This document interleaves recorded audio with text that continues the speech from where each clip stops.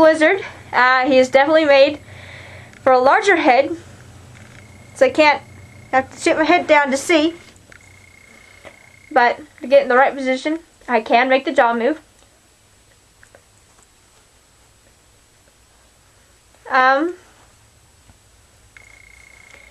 I can make the large ears smaller if you wish.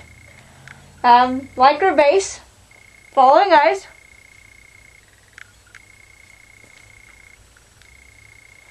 But yeah, teeth are hand sculpted by me.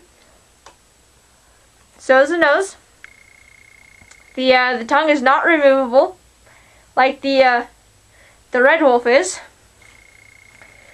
The buyer will have the option of zipper or Velcro in the back, and that's Blizzard.